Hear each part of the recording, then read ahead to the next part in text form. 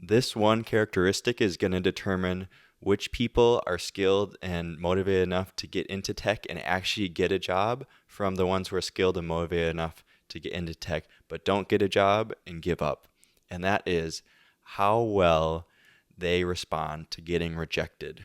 There's going to be a lot of rejection, especially in that first job. And if you don't have the tools or support system or framework to deal with that rejection, it gets really easy to take it personally, to ruminate, to lose motivation, and to not improve your skills and not keep applying. This is especially hard if you're remote, if you don't have a strong network around you or support system, like maybe your family's not immediately close or you're not super close with them, or your friends are hard to reach, or you don't have a job to start out with, so you don't have the validation from your employer and from the income you make from that.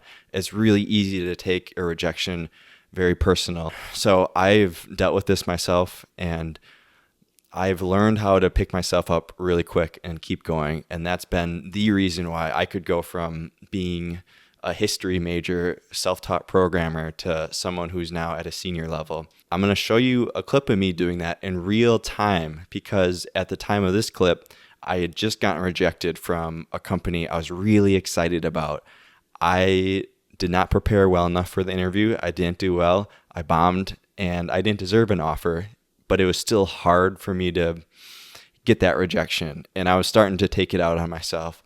So the way I like to do it is look at old pictures and videos and evidence of the work I've put in and awesome life I've lived at moments, and you're going to see me do that right now. Here we go. This day, I just showed up, and I'm making excuses. The punchline is it went awful. I'd give myself a C minus. Like, I just barely showed that I kind of know what I'm doing. I was kind of down on myself for a little bit. But then I looked back, I found some old pictures, and it reminded me, yo, that kind of happens. That's part of it. So let me add some visuals to this. This is partly for me, just hyping myself up after taking that big L, but partly for anyone else who's kind of struggling or not where they want to be or taking some L's. This is me just working through trying to set up a backup server, like a Linux sysadmin stuff. I would bring them home. I would try to fix them for work and also for fun. This is the old desk when I got my first place, like alone. I was like so pumped with these monitors. Like, those monitors were everything. I'm still using their monitors now, but I was so stoked to have dual monitors. And I was, just even, this was 4 years ago. We're going out of order a little bit, but I was reading this coding interview book. I was making little apps like that. This was Alpha Tech, one of the companies I work for, doing IT for them. Small company, fun, good vibes. This is more IT stuff. So we were moving offices, and me and this guy were in charge of wiring everything, like the cat cables. So we went and took out all these tiles and like fed the wires in and down the columns like this, and eventually over to the server room, terminated it, tested it out. Like, it was a grind. That was like my everyday. And then once we got set up, I would fix more computers and like work on stuff like this. And look at that. I'm happy.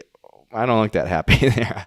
I look like I'm trying to be cool, but I was happy with that. Like, just, it felt so good to be in the industry and to do anything.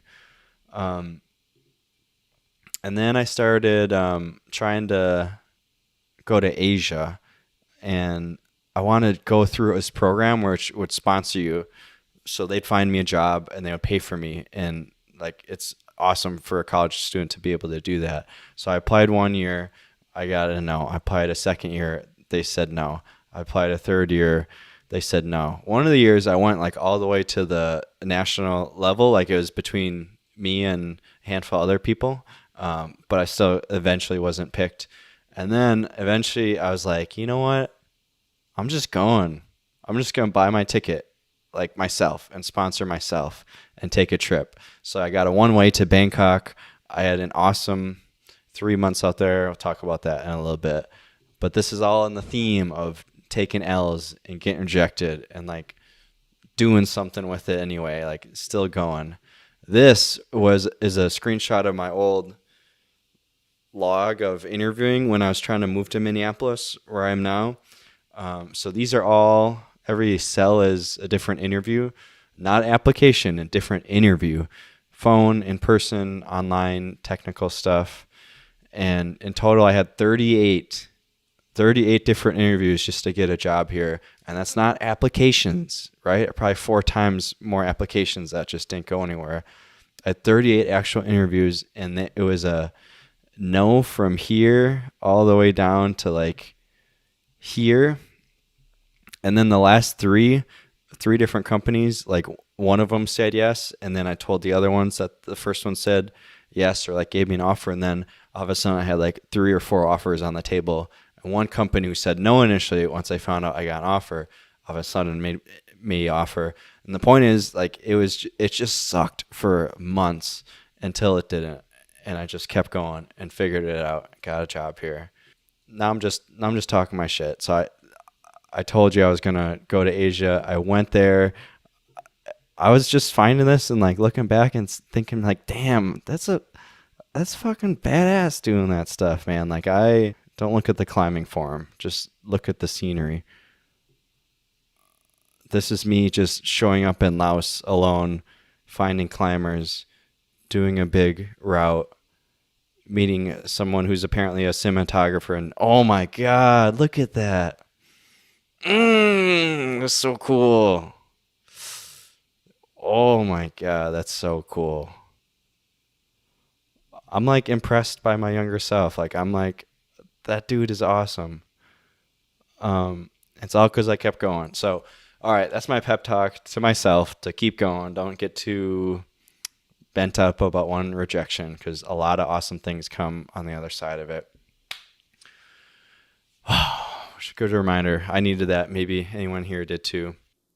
The other thing I didn't have in that clip is this document here. It's linked below, and it's a description of all the things I built that I thought at the time could be big in terms of revenue, in terms of advancing my career or skills.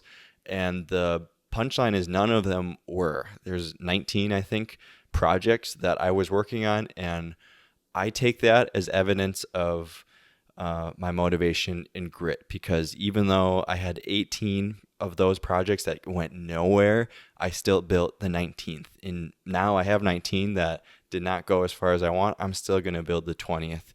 And I look back at that with a lot of pride, and I feel almost entitled to actually making it, because I can see all the work I've put in. I feel like I won't sabotage myself once I get there. I feel like I will be ready to capitalize on it once I finally find the thing that that the market wants. And so if someone says that I'm not good enough for the job, or I didn't pass the interview, I can say, okay, maybe I didn't do my best in that hour that we had together, but I've been working my ass off, and I still know that I deserve this. So I'm going to keep applying and keep doing the best as the next interview. That's what works for me. I hope this has been helpful.